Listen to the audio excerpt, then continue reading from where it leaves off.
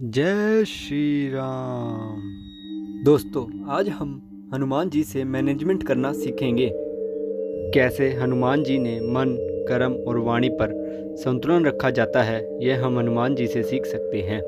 ज्ञान, बुद्धि, विद्या और बल के साथ ही उनमें विनम्रता भी अपार थी। सही समय पर सही कार्य करना और उस कार्य को अंजाम तक पहुंचाने में उनमें बहुत सारे चमत्कारिक गुण थे, जो आज के मैनेजर्स और कर्मठ लोगों को सीखना चाहिए। नंबर 1, सीखने की लगन। हनुमान जी ने बचपन से लेकर अंत तक सभी से कुछ न कुछ सीखा ही था। कहते हैं कि उन्होंने अपनी माता अंजनी और पिता केसरी के साथ ही धर्मपिता पवन पुत्र से भी शिक्षा ग्रहण की थी। उन्होंने शबरी के गुरु ऋषि मतंग से भी शिक्षा ली थी और भगवान सूर्य से उन्होंने सभी तरह की विद्या ग्रहण की थी। हनुमान जी कहते हैं, हमारे अंदर सीखने की लगन होनी चाहिए। ज्ञान कहीं से भी मिले, सीख लेना चाहिए। नंबर 2, कार्य में कुशलता और निपुणता। आप सबको तो पता ही है, हनुमान जी जो भी कार्य करने जाते थे उसमें हमेशा सफल ही होते थे, क्योंकि वे हर कार्य को बड़े सोच विचार से और चतुराई से करते थे। हनुमान जी के कार्य करने की शैली अनूठी थी। साथ में वे कार्य में कुशल और निपुण थे। उन्होंने सुग्रीव की सहायता हेतु उन्हें श्री राम से मिलाया और राम की सहायता हेतु उन्हें वह सब कुछ अपनी बुद्धि कौशल से किया जो प्रभु श्री राम ने आदेश दिया। वे कार्य में कुशल प्रबंधक हैं। हनुमान जी ने सेना से लेकर समुद्र को पार करने तक जो कार्य कुशलता व बुद्धि के साथ किया, वह उनके विशिष्ट मैनेजमेंट को दर्शाता है। नंबर 3, राइट प्लानिंग, वैल्यूज और कमिटमेंट। कहते हैं हनुमान जी को जो भी कार्य सौंपा जाता था, पहले वे उसकी प्लानिंग करते थे और फिर इम्प्लीमेंटेशन करते थे।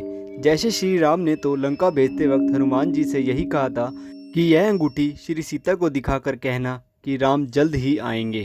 परंतु हनुमान जी ही जानते थे कि समुद्र को पार करते वक्त बाधाएं आएंगी और लंका में प्रवेश करते वक्त भी वह जानते थे कि क्या होने की संभावना है। उन्होंने कड़े रूप में रावण को राम का संदेश भी दिया, विभीषण को राम की ओर खींच लाए, अक्षय कुमार का वध भी कर दिया और माता सीता को अंगूठी देकर लंका भी जला डाली और सकुशल लौट भी आए। यह सभी कार्य उनकी योजना का ही हिस्सा था।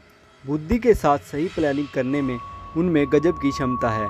हनुमान जी का प्रबंधन क्षेत्र बड़े ही विस्तृत, विलक्षण और योजना के प्रमुख योजनाकार के रूप में माना जाता है। हनुमान जी के आदर्श बताते हैं कि डेडिकेशन, कमिटमेंट और डिवोशन से हर बाधा पार की जा सकती है। लाइफ में इन वैल्यूज़ का महत्व कभी कम नहीं होता। लंका पहुंचने से पहले उन्होंने पूरी रणनीति बनाई। असुरों की इतनी भीड़ में भी विभीषण जैसा सज्जन ढूंढा, उससे मित्रता की और सीता माँ का पता लगाया। भय फैलाने के लिए लंका को जलाया, विभीषण को प्रभु राम से मिलाया। इस प्रकार पूरे मैनेजमेंट के साथ हनुमान जी ने सारे काम को अंजाम दिया। इससे हमें यह पता चलता है कि हमें हर काम को करने से पहले उसकी प्लानिंग कर लेनी चाहिए और जो काम हमें सौंपा जाए, हम उस कार्य में हमेशा ही सफल हों। नंबर 4, दूरदर्शिता। यह हनुमान जी की दूरदर्शिता ही थी कि उन्होंने सहज, सरल और वार्तालाप के गुण से राजा सुग्रीव से श्री राम की मित्रता कराई और बाद में उन्होंने विभीषण की श्री राम से मित्रता कराई। सुग्रीव ने श्री राम की मदद से बाली को मारा तो श्री राम ने विभीषण की मदद से रावण को मारा। हनुमान जी की कुशलता एवं चतुरता के चलते ही हर कार्य सारे संभव हुए। नंबर 5, कुशल नीति। राजकोष व पराई स्त्री को प्राप्त करने के बाद सुग्रीव ने श्री राम का साथ छोड़ दिया था, परंतु हनुमान जी ने उसे चारों विधियों, साम, दंड, भेद, नीति का प्रयोग कर श्री राम के कार्यों के प्रति उनकी जिम्मेदारी और मैत्री धर्म की याद दिलाई। इसके अलावा ऐसे कई मौके थे जबकि हनुमान जी को नीति का प्रयोग करना पड़ा था। हनुमान जी मैनेजमेंट की यह सीख देते हैं कि अगर लक्ष्य महान हो और उसे पाना सभी के हित में हो तो हर प्रकार की नीति अपनाई जा सकती है। नंबर 6, साहस। आप सबको तो पता ही है, हनुमान जी में बहुत अदम्य साहस है। वे किसी भी प्रकार की विपरीत परिस्थितियों से विचलित हुए बगैर अपनी दृढ़ इच्छा शक्ति से आगे बढ़ते गए। रावण को सीख देने में उनकी निर्भीकता, दृढ़ता, स्पष्टता और निश्चिंतता अप्रतिम है। उनमें कहीं भी दिखावा नहीं है, न छल कपट, व्यवहार में पारदर्शिता है, कुटिलता नहीं। उनमें अपनी बात को कहने का नैतिक साहस है। उनके साहस और बुद्धि, कौशल व नीति की प्रशंसा तो रावण भी करता है। Number 7, leadership. हनुमान जी श्री राम की आज्ञा जरूर मानते थे, परंतु वह वानर यूथ थे, अर्थात वह संपूर्ण वानर सेना के लीडर थे। सबको साथ लेकर चलने की क्षमता श्री राम जी उनमें पहचान गए थे। कठिनाइयों में जो निर्भयता और साहसपूर्वक साथियों का सहायक और जो मार्गदर्शक बन सके, लक्ष्य प्राप्ति हेतु जिसमें उत्साह और जोश, धैर्य और लगन हो, कठिनाइयों पर विजय पाने, परिस्थितियों को अपने अनुकूल कर लेने का संकल्प और क्षमता हो, सबकी सलाह सुनने का गुण हो, वही तो लीडर बन सकता है। उन्होंने जामवंत से मार्गदर्शन लिया और उत्साहपूर्वक राम काज किया। सबको सम्मानित करना, सक्रिय और ऊर्जा संपन्न होकर कार्य में निरंतरता बनाए रखने की क्षमता भी कार्य सिद्धि का एक मंत्र है। नंबर 8, हर परिस्थिति में मस्त रहना। आप सब ने यह तो देखा ही होगा, हनुमान जी के चेहरे पर कभी चिंता, निराशा या शोक नहीं देख सकते। वह हर हाल में मस्त रहते हैं।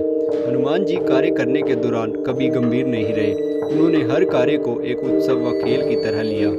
उनमें आज की सबसे अनिवार्य मैनेजमेंट क्वालिटी है कि वे अपना विनोदी स्वभाव हर सिचुएशन में बनाए रखते हैं। आपको याद होगा, लंका गए तब उन्होंने मस्त होकर खूब फल खाए और बगीचे को उजाड़कर अपना मनोरंजन भी किया और साथ ही रावण को संदेश भी दे दिया।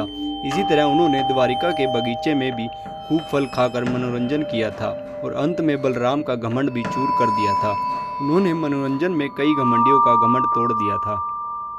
इसलिए हनुमान जी कहते हैं, हमें हर परिस्थिति में मस्त रहना चाहिए, फिर चाहे वह सुख हो या दुख हो। नंबर 9, शत्रु पर निगाहें। हनुमान जी किसी भी परिस्थिति में कैसे भी हों, भजन कर रहे हों या कहीं आसमान में उड़ रहे हों या फल फूल खा रहे हों, परंतु उनकी नज़र अपने शत्रुओं पर जरूर रहती है।